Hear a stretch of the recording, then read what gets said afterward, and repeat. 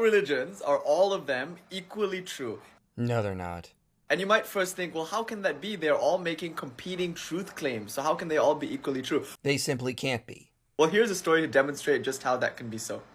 So once upon a time, there was a man who wanted to go and answer the call of nature under a particular tree. So he went, and then he saw a very strange animal. It was bright green in color, sitting on one of the branches. So the man ran back to his friends and he said excitedly, "You guys, I just saw an animal, and I don't know what it was, but it was bright green in color, and it was on the branch of this particular tree." Now, one of his friends said, "Well, that's weird. I just went to answer the call of nature under that tree a little while ago, like earlier today, and I saw that same animal that you're describing, except when I saw it, it wasn't green at all, but it was bright red."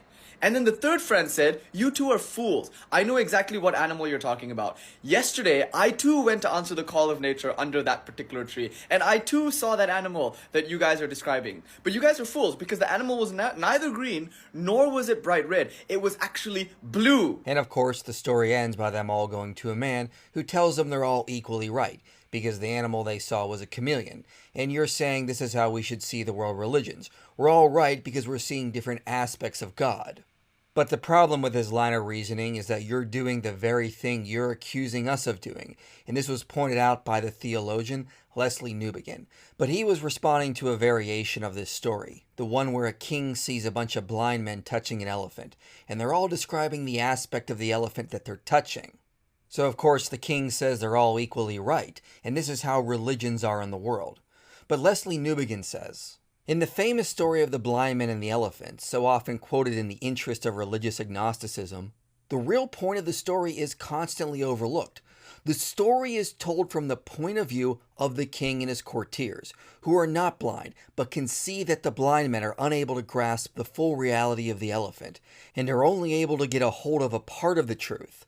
The story is constantly told in order to neutralize the affirmation of the great religions, to suggest that they learn humility and recognize that none of them can have more than one aspect of the truth. But of course, the real point of the story is exactly the opposite.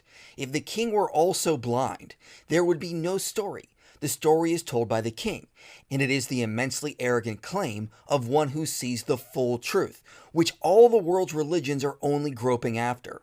It embodies the claim to know the full reality, which relativizes all the claims of the religions and philosophies. In other words, when you tell a story like this, you're claiming all the world religions are blind or can only see an aspect of the truth. But you are somehow unique. You can see the full truth to know that the world religions are blind.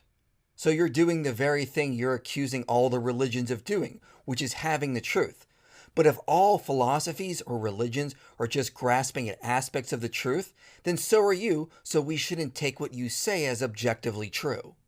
The point I'm trying to make here is that God is so infinite, so unlimited, so illimitable, that this one divine reality can come to you in many different forms. But that itself is another religious truth claim, and by your own standard, you should just be another blind man touching an aspect of the truth.